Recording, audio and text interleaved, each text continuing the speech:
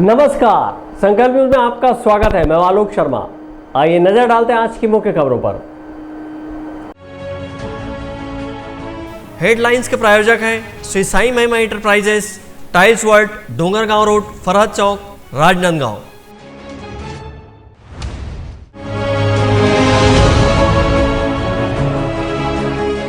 शहर में निकली भगवान चंद्रमौलेश्वर की पालकी।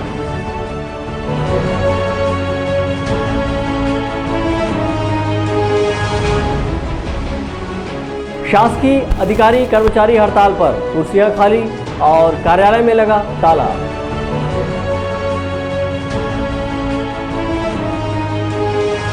राजपूत क्षत्रिय समाज का चुनाव हुआ संपन्न, लोकेंद्र बुवाल बने अध्यक्ष।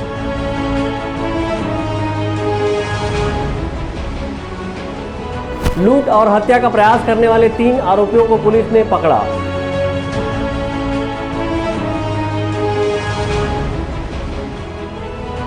शहर में सजा राखियों का बाजार।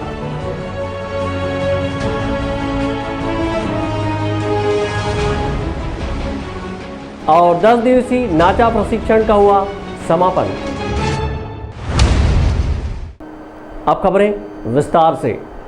महंगाई भत्ता, गृह भाड़ा भत्ता सहित अपनी विभिन्न मांगों को लेकर राजनांदगांव जिले के अधिकारी कर्मचारी अवकाश लेकर हड़ताल पर चले गए हैं, जिससे शासकीय कार्यालयों में कामकाज ठप हो गया है और कई विभागों में ताले लटके हुए हैं। वहीं लोग कार्यालयों के चक्कर काट रहे हैं। कर्मचारी अधिकारी फेडरेशन के बैनर तले लगातार शासकीय अधिकारी कर्मचारी महंगाई भत्ता, गृह भाड़ा भत्ता देने की मांग शासन से कर रहे थे। वहीं मांगे पूरी नहीं होने पर हड़ताल किए जाने की चेतावनी भी दी थी, जिसके तहत शासकीय अधिकारी कर्मचारियों ने अपने आंदोलन को लेकर पूर्व में ही अवकाश लेने आवेदन दिया था और आज से सभी शासकीय अधिकारी कर्मचारी हड़ताल पर चले गए, जिससे कलेक्ट्रेट कार्यालय सहित सभी शासकीय विभागों के कामकाज ठप हो गए हैं। वहीं दूर दराज से अपनी फरियाद लेकर आए लोग भटकने मजबूर हो रहे हैं। मैं प्रयास का फॉर्म जमा करने आई हूँ भोलापुर से। 50 किलोमीटर दूर है यहाँ से भोलापुर, और यहाँ हड़ताल चल रहा है तो फॉर्म जमा नहीं होगा बोल रहे हैं। अब मेरे को समझ नहीं आ रहा है कि मैं क्या करूँ। आप क्या करोगे अब पता नहीं क्या होगा। कर्मचारी अधिकारी फेडरेशन के शासकीय कर्मचारी अपनी मांगे पूरी नहीं होते देख आंदोलन किए जाने की चेतावनी दिए थे और काम बंद कलम बंद करते हुए आज से कर्मचारी हड़ताल पर हैं। बीते शनिवार और रविवार अवकाश होने के बाद आज लोगों को उम्मीद थी कि शासकीय कार्यालयों में उनके काम होंगे। लोग जब शासकीय कार्यालयों में पहुंचे तो वहां कुर्सियां खाली थी और कई विभागों में ताले लटके हुए थे। हड़ताल को लेकर राजनांदगांव शहर के अतिरिक्त कलेक्टर CL मार्कंडे ने कहा कि कर्मचारी अधिकारियों के हड़ताल पर जाने से कामकाज प्रभावित हो रहा है। के संघ के आह्वान पर महंगाई भत्ते को लेकर के राजनांदगांव जिले में भी जो कर्मचारी है वे भी आज हड़ताल पर चले गए हैं, जिससे कामकाज तो प्रभावित हो रहा है, बल्कि सामान्य कामकाज जो है चालू है और कर्मचारी जो है आज कार्यालय नहीं पहुँचे हैं। कब तक हड़ताल पे रहेंगे? अब इनके जो संघ के आह्वान पर जो है 25, 26 और 27 3 दिन का ये आवेदन दिए हैं। बाकी जो है सैटरडे संडे को मिला कर के जो है 6-7 दिन जो है कामकाज प्रभावित होने की संभावना है। अपने काम बंद कलम बंद आंदोलन के तहत शासकीय कर्मचारी अधिकारियों ने लगभग 3-4 दिनों की छुट्टी के लिए आवेदन दिया हुआ है। ऐसे में शनिवार और रविवार अवकाश होने के चलते भी शासकीय कार्यालय बंद रहेंगे। इस तरह से लगभग इस पूरे सप्ताह भर शासकीय कार्यालयों में कामकाज ठप रहेगा और अगले सप्ताह सोमवार से शासकीय कार्यालयों में काम का शुरू होने की उम्मीद जताई जा रही है। विकल्प श्रीवास्तव और अमित चटर्जी के साथ हफीज खान, संकल्प न्यूज। सावन के दूसरे सोमवार को राजनांदगांव शहर में उज्जैन की तर्ज पर महाकाल चंद्रमौलेश्वर की भव्य शोभा यात्रा निकाली गई। इस मौके पर श्रद्धालु श्रद्धा भाव से भोले शंकर के जयकारा लगाते झूमते नाचते चल रहे थे। शहर के सिंगोला में उज्जैन की तर्ज पर भगवान श्री महाकालेश्वर ज्योतिर्लिंग स्थापित है। सावन के दूसरे सोमवार को राजनांदगांव शहर के मंदिर देवालयों में ओम नमो शिवाय और हर हर जय घोष के नारे गूंजते रहे। वहीं दोपहर में बाबा महाकाल की शोभा यात्रा से पूरा शहर शिव भक्ति में डूब गया। राजनांदगांव शहर में भगवान महाकाल की भव्य शोभा यात्रा मां काली मंदिर से निकाली गई। इस अवसर पर श्रद्धालु श्रद्धा भाव से भगवान महाकाल की जयकारा लगाते भक्ति भाव से नाचते झूमते चल रहे थे। शोभा यात्रा के दौरान भक्त बाबा चंद्रमौलेश्वर को पालकी में विराजित किए हुए थे और पालकी में शहर भ्रमण कराया गया। इस दौरान भगवान चंद्रमौलेश्वर बाबा भक्तों को दर्शन देने निकले हुए थे। इसके साथ ही शोभा यात्रा के लिए भगवान भोले शंकर की भव्य रथ तैयार किया गया था, जहां भगवान शिव और माता पार्वती विराजमान थे। शोभा यात्रा शहर के मानव मंदिर चौक, जयस्तंभ चौक, गुड़ाखू लाइन, हलवाई लाइन, सिनेमा लाइन, रामाधीन मार्ग, कामठी लाइन, सदर बाजार का भ्रमण किया। इस दौरान श्रद्धालुओं ने महाकाल की पुष्प वर्षा कर स्वागत किया। इस अवसर पर भारतीय जनता पार्टी के प्रदेश प्रवक्ता एवं महाकाल भक्त नीलू शर्मा ने बताया कि उज्जैन की तर्ज पर सावन सोमवार को भगवान चंद्रमौलेश्वर की शोभा यात्रा निकाली गई। सावन मास के प्रत्येक सोमवार को यह शोभा यात्रा निकाली जा रही है। इसी कड़ी में सावन मास के दूसरे सोमवार को शहर में शोभा यात्रा निकाली गई है। ये दूसरा सोमवार है। प्रथम सोमवार को नंदई चौक से निकला था और नगर भ्रमण करते हुए राम मंदिर में समापन हुआ था। इस द्वितीय सोमवार को भरकापाला काली माई मंदिर से शिव शक्ति के मिलन के साथ बाबा का यह सवारी और पालकी यात्रा निकल रहा है। और ये जिस तरीके से उज्जैन में सावन मास में शाही पालकी के साथ साथ बाबा की जो सवारी निकलती है, उसी प्रकार हम संस्कारधानी नगरी में इस आयोजन को करने जा रहे हैं। सभी शिव भक्त पहले सोमवार के दिन और सारे नगर के लोग, सारे धर्म के लोगों ने इस आयोजन में शामिल हुए और आयोजन का लाभ लिया। और आज के दिन भी लगभग सारे लोग जो है पुनः इस यात्रा में शामिल होकर इस यात्रा को सफल बनाने में लगे हुए हैं। भगवान महाकाल चंद्रमौलेश्वर के रूप में नगर भ्रमण के लिए निकले हैं। जो भक्तजन उज्जैन नहीं पहुंच सकते या सिंगोला दर्शन में जाने में जो नहीं जा सकते, उनके लिए बाबा नगर में अपने भक्तों का हालचाल जानने के लिए नगर भ्रमण के लिए बाबा चंद्रमौलेश्वर के रूप में पालकी यात्रा निकलती है उनकी। ये हर सोमवार को निकल रही है। सावन के हर सोमवार को निकलेगी। उल्लेखनीय है कि राजनांदगांव शहर के सिंगोला में भगवान श्री महाकालेश्वर ज्योतिर्लिंग स्थापित है, जहां पर प्रतिदिन विशेष श्रृंगार किया जाता है और भस्म आरती उतारी जाती है। सावन के दूसरे सोमवार को यहां भक्तों का तांता लगा रहा और महाकाल के भक्तों ने बाबा के विशेष श्रृंगार का दर्शन लाभ प्राप्त किया। इस अवसर पर भक्तों ने बेलपत्ती सहित फल फूल चढ़ाए और भगवान महाकालेश्वर से सुख समृद्धि की कामना की है। विकल्प श्रीवास्तव और अमित चटर्जी के साथ परमानंद रजक, संकल्प न्यूज़। राजपूत क्षत्रिय समाज के पदाधिकारियों के चयन के लिए रविवार को शहर के दीनदयाल नगर चिखली क्षेत्र में मतदान की गोपनीय प्रक्रिया संपन्न हुई, जिसमें समाज के अध्यक्ष, उपाध्यक्ष और कार्यकारिणी सदस्यों सहित विभिन्न पदाधिकारियों का चुनाव हुआ।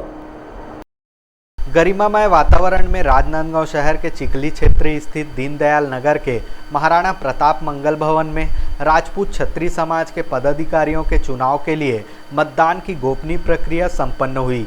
सुबह 9 बजे से दोपहर 3 बजे तक आयोजित इस मतदान प्रक्रिया में अध्यक्ष, उपाध्यक्ष सहित कार्यकारिणी सदस्यों का चुनाव किया गया। इस दौरान समाज के मतदाताओं में भी खासा उत्साह नजर आया और बड़ी संख्या में लोग मतदान करने मतदान केंद्र तक पहुंचे। समाज के लोगों ने कहा कि जो भी पदाधिकारी निर्वाचित होंगे वह समाज के विकास में बेहतर काम करे, यही शुभकामना है। राजनांदगांव के तत्वाधान में निर्वाचन की प्रक्रिया में आप उपस्थित हुए हैं अध्यक्ष, उपाध्यक्ष एवं कार्यकारिणी सदस्य के लिए। यह चुनाव प्रक्रिया 9 बजे से लेकर 3 बजे तक थी और यह 3 बजे यह बहुत स्वच्छ निष्पक्ष तरीके से नियोजन प्रक्रिया समाप्त हुई है। मैं इसके लिए जो अभी नवनिर्वाचित होंगे उनको मैं धन्यवाद देता हूँ। आज जो है हमारे राजपूत क्षत्रिय समाज 12 महाराणा प्रताप भवन जो चिखली में वहाँ चुनाव हो रहा है और चुनाव बहुत अच्छे ढंग से हो रहा है। जो जितने भी प्रत्याशी हैं उन्होंने बहुत ही मेहनत की है और हम उनको जो भी पैनल जीते और उनके जो भी अध्यक्ष या पदाधिकारी बैठे उनसे ये उम्मीद है कि जिस प्रकार आज सभी समाजों के पास अपना भवन है, हमारे पास भी भवन है लेकिन हमारे भवन में बहुत सारी कमियाँ हैं, जैसे पानी की कमी है, बिजली की कमी है और बाथरूम जो व्यवस्था है और ऊपर जगह है उसका भी हम विस्तार कर सकते हैं। आगे जगह है उसको प्लेन करके क्या है शादियाँ होती है तो और कोई भी कार्यक्रम होता है तो वो हमारा जो भवन है छोटा पड़ जाता है। तो इस प्रकार की कमियाँ हैं वो दूर हो जाए। युवाओं के लिए भी जो पंचायत सम्मेलन है वो लगभग 3 महीने 6 महीने में होते रहे और ऐसी जो छोटी छोटी आवश्यकताएँ हैं युवाओं का, जो जैसे महाराणा प्रताप की जयंती है वो हम अच्छे से मनाएं, जलसा है जो भी है, तो ये छोटी छोटी जो आवश्यकताएँ हैं पूर्ण है। बस इतना ही उम्मीद हम हमारे जो होने वाले आगे अध्यक्ष उपाध्यक्ष या जो भी सचिव रहेंगे कार्यकारिणी सदस्य उनसे यही अपेक्षा करते हैं। उप समिति राजनांदगांव का निर्वाचन आज संपन्न होने जा रहा है। यहाँ पे 2 पैनल के माध्यम से चुनाव संचालित है और मैं भूमिका से यहाँ मतदान करने आया हूँ। समाज को नई दिशा देने के लिए नई टीम का गठन हम लोगों के द्वारा किया जा रहा है और 3 बजे तक 9 से 3 बजे तक का टाइम था। उसके बाद काउंटिंग होगी, काउंटिंग के बाद हमारी नई टीम गठित हो जाएगी। राजपूत क्षत्रिय समाज के पदाधिकारी चयन के लिए हुए मतदान प्रक्रिया में अध्यक्ष पद पर लोकेंद्र भुवाल, उपाध्यक्ष पद पर नरोत्तम पवार, कोषाध्यक्ष पद पर बांके सिंह, सचिव पद पर तेज कुमार सिंह, उप सचिव पद पर मिथिलेश, केंद्रीय निर्णायक पद के लिए रमन सिंह, केंद्रीय कार्य पद पर प्रदीप गुगेल, कार्यकारिणी सदस्य अशोक सिंह, मन्नू सिंह, कामता सिंह, सुरेंद्र सिंह, आदर्श सिंह निर्वाचित हुए। पदाधिकारियों के निर्वाचन के बाद समाज के लोगों ने सभी नवनिर्वाचित पदाधिकारियों को अपनी बधाई और शुभकामनाएं दी। सहयोगी श्रेयांश के साथ हफीज खान, संकल्प न्यूज़। भाई बहन के प्यार का प्रतीक रक्षाबंधन त्यौहार के लिए राजनांदगांव शहर में राखियों का बाजार सजने लगा है। बहनें अपने भाइयों के लिए राखी खरीदने में जुटी हुई हैं। यहां पर सभी रेंज की राखियां उपलब्ध कराई गई हैं। भाई बहन का प्यार का प्रतीक रक्षाबंधन पर्व के लिए राजनांदगांव शहर में राखियों का बाजार सजने लगा है। वहीं बहनें अपने भाइयों के कलाइयों में राखी बांधने के लिए राखियां खरीदने में जुटी हुई हैं। रक्षाबंधन का पर्व आगामी माह को 11 अगस्त को मनाया जाएगा। प्रतिवर्ष यह त्यौहार श्रावण मास की पूर्णिमा को मनाई जाती है। इस दिन बहन अपनी भाई की कलाई पर रक्षा सूत्र राखी बांधती है और इसके बदले भाई अपनी बहन को जीवन भर रक्षा करने का वचन देता है। इस पावन पर्व की तैयारियां जोरों शोरों से चल रही है। पूरा बाजार रंग बिरंगी राखियों से जगमगा उठा है। वहीं बहनें अपने भाई के लिए राखी खरीद रहे हैं तो वहीं कहीं बहनें अपने भाई के लिए राखी खरीद रहे हैं तो कहीं भाई अपने पसंद की ही राखी ले रहे हैं। राखी बाजार के एक दुकानदार ने बताया कि उनके दुकान में 10 रुपये से लेकर 200 रुपये रेंज की राखी उपलब्ध है। उनका कहना है कि रक्षाबंधन का त्यौहार में अभी कुछ दिन शेष होने से राखी का बाजार अभी ठंडा चल रहा है, लेकिन जैसे जैसे रक्षाबंधन त्यौहार नज़दीक आएगा वैसे वैसे राखी बाजार में रौनक बढ़ने लगेगी। उन्होंने बताया कि इस बार स्वदेश में निर्मित राखियों की मांग बनी हुई है। वहीं स्व सहायता समूह द्वारा निर्मित राखियाँ उपलब्ध है।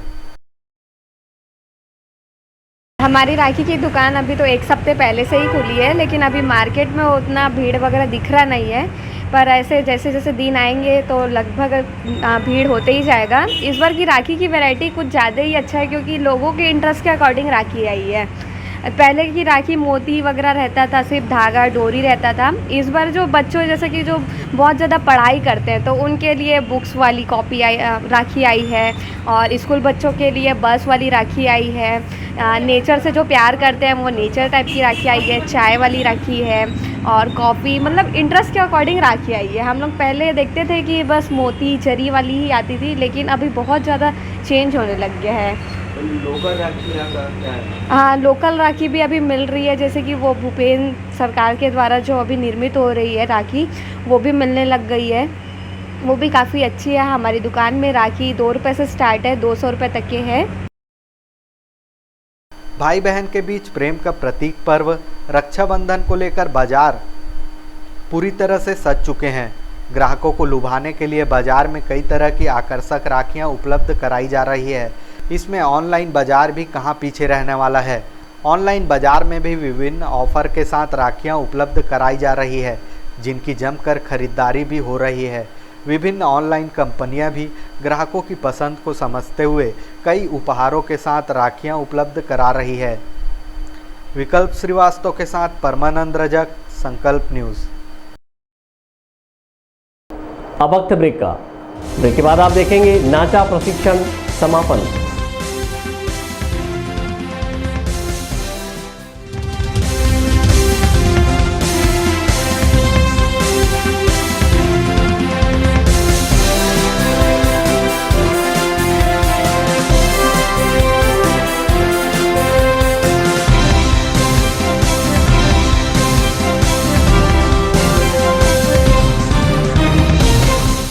अपने घर, ऑफिस और शोरूम को दीजिए नया लुक हमारे साथ Shri Sai Mahima Enterprises Tiles world. Flooring, tiling और सैनिटरी वेयर का नवीनतम शोरूम, मन भावन और दिल को छू लेने वाली टाइल्स का एक्सक्लूसिव कलेक्शन, सभी ब्रांडेड कंपनियों के granite, Italian marble, designer tiles, wooden flooring के साथ ढेरों स्टाइलिश प्रोडक्ट्स, किचन सिंक और बाथरूम एक्सेसरीज की विशाल रेंज अब आपकी पहुंच में। Shri Sai Mahima Enterprises Tiles World and Pataka Mall, Farhad Chowk, Dongargaon Road, Rajnandgaon. Call 9009757412 और 9993457412।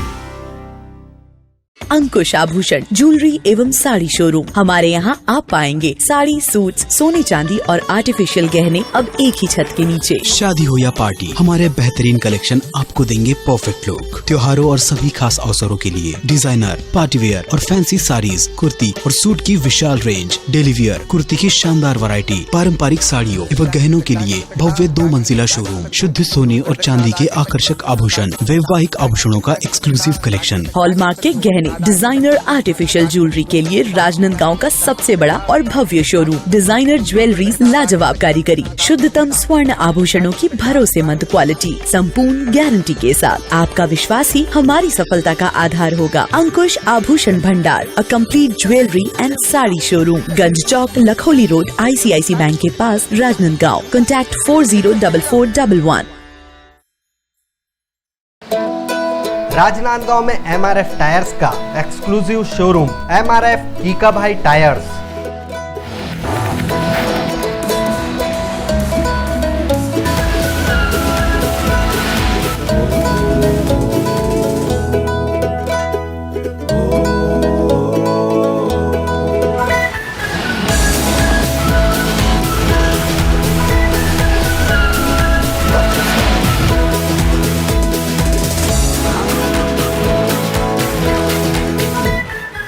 MRF टायर और ट्यूब की पूरी श्रृंखला के साथ शोरूम पूरी तरह से स्टॉक है। साथ ही automatic tyre changing facility free है। सुविधाजनक पार्किंग व्यवस्था के साथ तत्काल सेवा के लिए कीका भाई आए।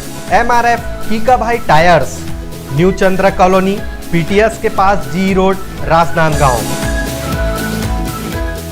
पूजा फाइनेंस, हम बनाते हैं आपका काम आसान। सभी सरकारी व प्राइवेट एवं NBFC संस्थाओं द्वारा सरकारी एवं प्राइवेट कर्मचारियों, छोटे व्यापारी एवं उद्योगपतियों के लिए कम ब्याज दर पर आसान, तीव्र प्रक्रिया एवं कम दस्तावेज पर लोन की सुविधा। बिना इनकम प्रूफ के भी होम लोन सभी के लिए उपलब्ध। फास्ट प्रोसेसिंग, घर पहुंच सेवा। सभी लोन राष्ट्रीयकृत बैंक, प्राइवेट बैंक एवं NBFC से स्वीकृत। हमारा पता वेस्लियन स्कूल के सामने टाकापारा। पूजा फाइनेंस एवं job consultancy services, Rajnandgaon, Chhattisgarh. Mobile number 8269254800, 7067311203, 8602920311, 700067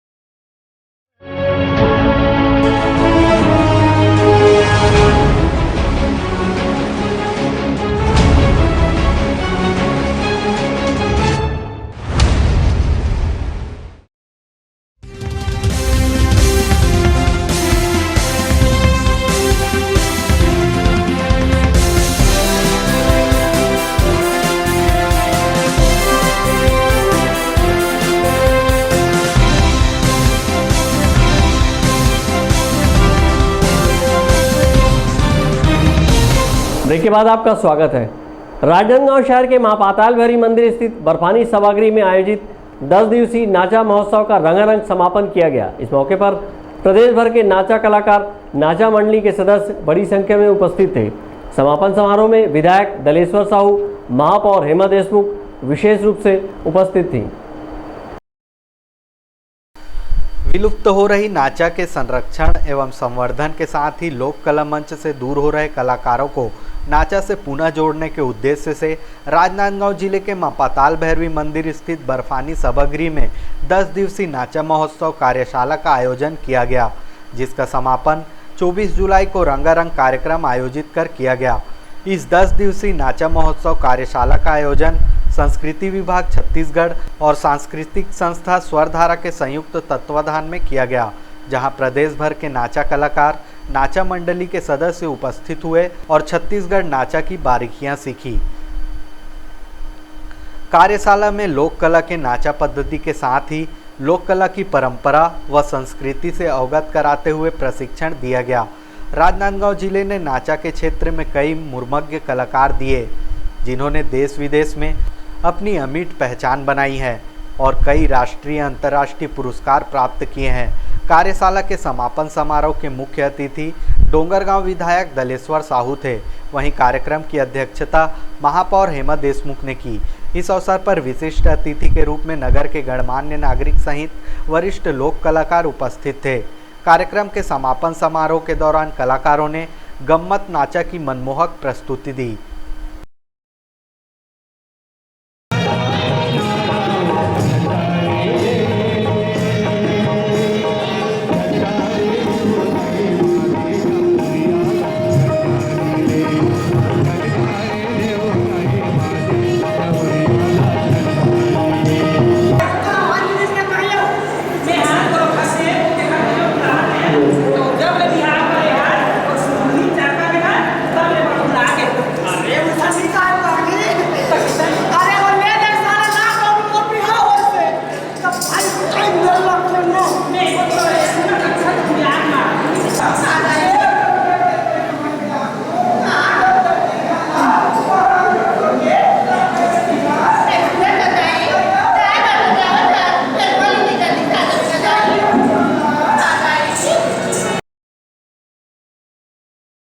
कार्यक्रम के मुख्य अतिथि की आसंदी से बोलते हुए डोंगरगढ़ विधायक दलेश्वर साहू ने कहा कि नाचा छत्तीसगढ़ की गौरवशाली सांस्कृतिक परंपरा है।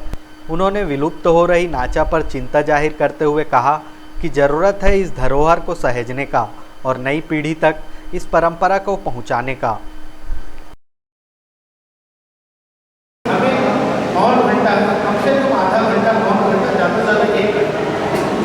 एक घंटा तो बहुत हो जाता है। आधा घंटा में हम अपने नाचे को कैसे विधा को दिखा सकते हैं।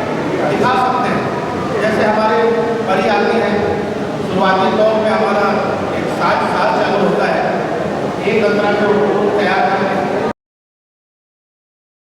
कार्यक्रम को संबोधित करते हुए महापौर हेमा देशमुख ने कहा कि नाचा राजनीतिक, सामाजिक, धार्मिक एवं सांस्कृतिक गतिविधियों को समाज के अंतिम व्यक्ति तक पहुंचाने का एक सशक्त माध्यम है। उन्होंने छत्तीसगढ़ की बहुआयामी विरासत के गौरव का उल्लेख करते हुए कहा कि यह जरूरी है कि आने वाली नई पीढ़ी हमारी पुरानी विरासत के महत्व को समझे और उसके गौरव को महसूस करे। एक प्रेरणा मिलती है कि किस तरह छत्तीसगढ़ संस्कृति के माध्यम से हम एक संदेश लोगों को भेज देते हैं और ये प्रशिक्षण से निश्चित रूप से और भी शार्प हो चुके यानी कि मन गए हैं सब लोग और ऐसे अपने नाटक कार्यक्रम में मन गए हैं कि अपने प्रदर्शन के दौरान या कई लोगों को हंसाते हैं या फिर कुछ ऐसे संदेश देते हैं जिससे कि दिमाग में एक प्रभाव पड़ता है। निश्चित रूप से नाचा प्रशिक्षण आज के दिमाग में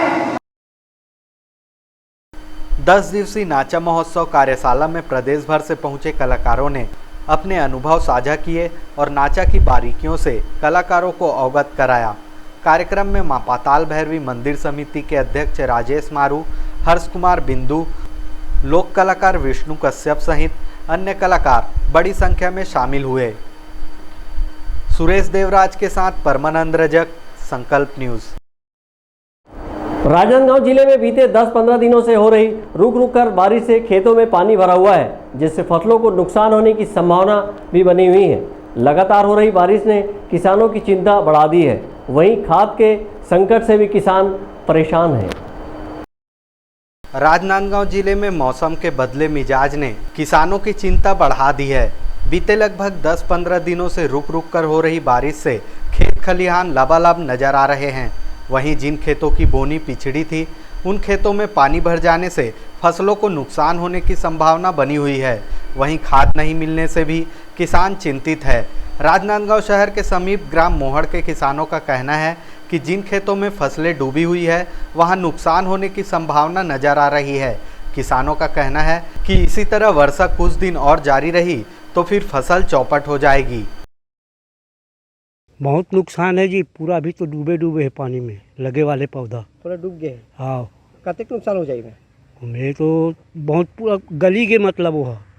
अब डबल मरम्मत करे पड़ी, डबल लगाना पड़ी फसल। हाँ, अभी पूरा खराब हो गए। हाँ, पानी अगर नहीं गिरती, कम गिरती तो फायदा वो तो अभी फायदा रही सो। अब ज़्यादा खराब मतलब पूरा खराब हो गया। हाँ, बीज खार वाले लोग के ना पूरा खराब हो गए। तो कौन से फसल फायदा है अभी का सब्जी में भी में तो वही हाल है ना, लगातार बारिश हो रहा है। हाँ। वही पाए के और जो बोआई हुआ उसका क्या होगा? अभी जो चल रहा है ना रोपाई, हाँ। वो ठीक है। अभी जो रोपाई करते हो ठीक है। हाँ, पहले वाले तो पूरा डूबे है। पूरा डूबा है। हाँ, अब वो कोई काम नहीं आई हाँ। लेकिन बहुत कम वो डबल डाले लगी। वही लगाए वगई धान के पानी वानी भरे है। खाद बात की भी परेशानी है।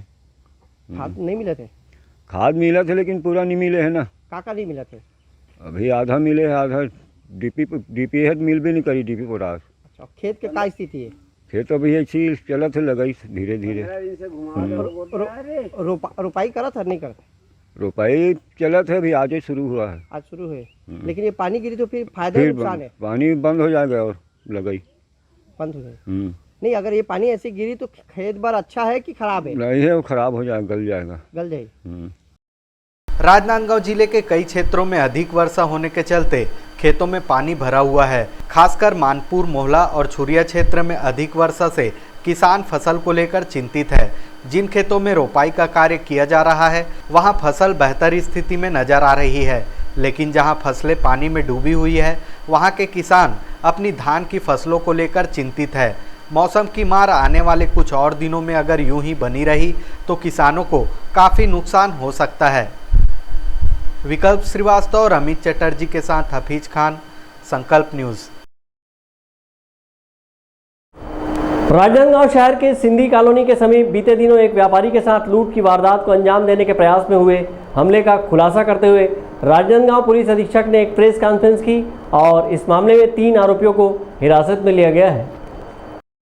बीते 1 जुलाई की रात लगभग 9 बजे राजनांदगांव शहर के सिंधी कॉलोनी निवासी संजय गंशानी अपनी दुकान बंद कर दिन भर के बिक्री के रुपए बैग में लेकर घर लौट रहा था। इसी बीच 2 अज्ञात लोगों ने उसके हाथ में रखा रुपयों से भरा बैग लूटने के प्रयास में उस पर लोहे की राड और अन्य धारदार हथियार से हमला कर दिया, जिसमें संजय गंभीर रूप से घायल हो गया। इसके बाद मामले की रिपोर्ट बसंतपुर थाने में दर्ज कराई गई। मामले की गंभीरता को देखते हुए आरोपियों की तलाश में पुलिस की अलग अलग टीम बनाई गई।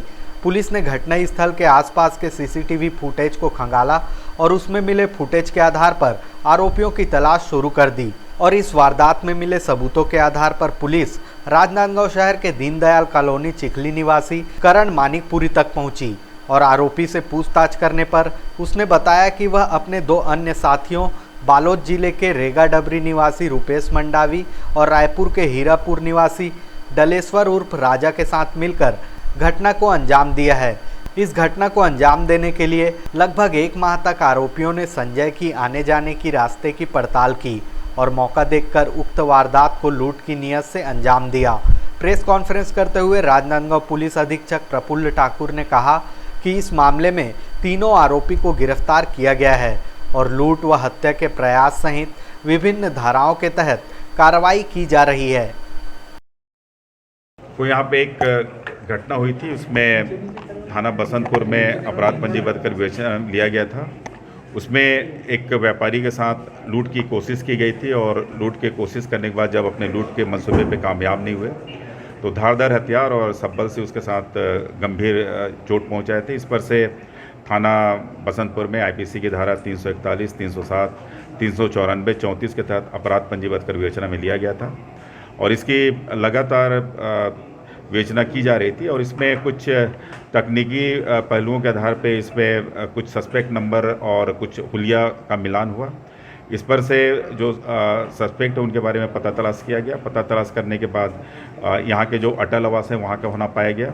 उनके बारे में ये भी पता चला कि पूर्व में इन लोग आईपीसी की धारा 376 और लूट के अपराध में इन लोग बाल संप्रेषण गिरी में प्रवृत्त थे और वहीं पर उनकी जान पहचान हुई थी।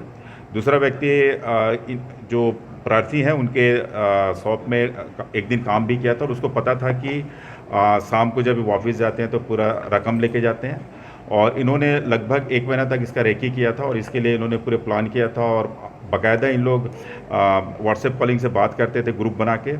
और घटना के दिन में भी एक व्यक्ति दुकान के पास बैठा था, जैसी दुकान से सामान लेके और पैसा लेके जब वापस अपने घर की ओर गया तुरंत कॉल हुआ उसमें और कॉल करने के बाद घटना स्थल पे इन लोगों ने आगे पहले रोका और उसका जो रुपया से भरा हुआ बैग छीनने का प्रयास किया। जब सफल नहीं हुए तब उन्होंने ताबड़तोड़ उस पर हमला किया और निश्चित ही इसमें हमारी जो यहाँ की टीम है एडिशनल एसपी, सीएसपी और टीआई और यहाँ की साइबर टीम ने लगातार इसमें मेहनत किया।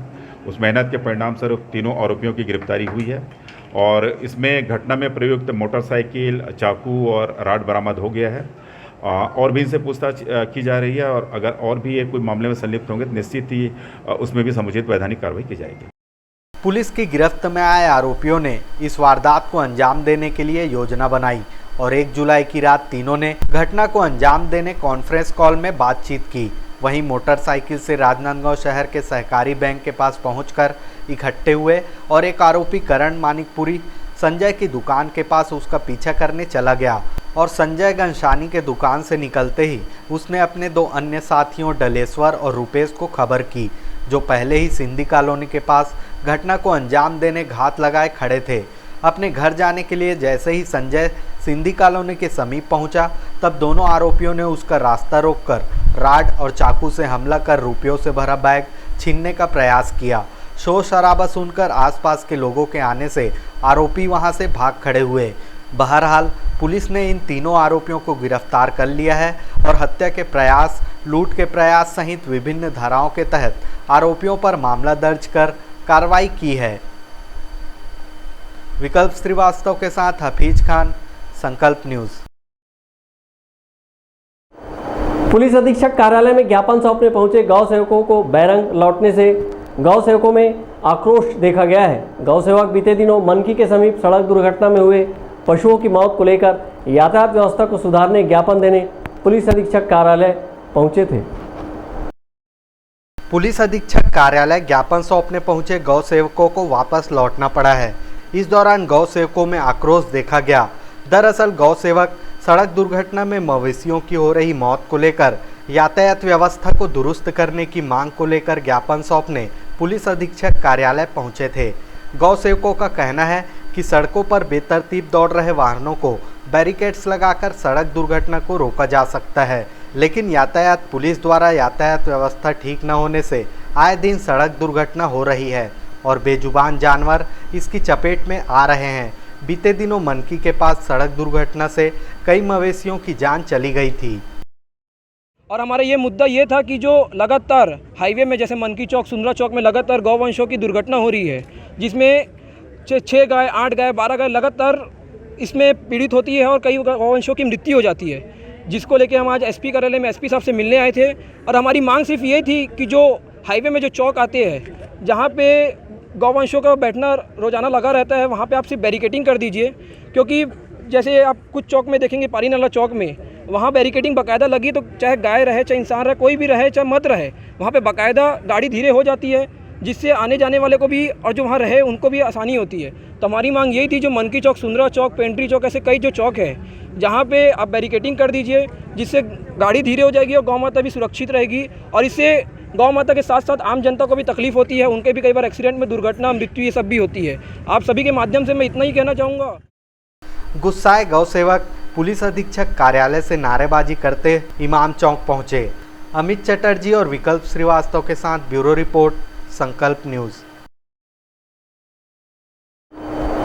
आज की खबरों में बस इतना ही। हमें दीजिए इजाजत। नमस्कार।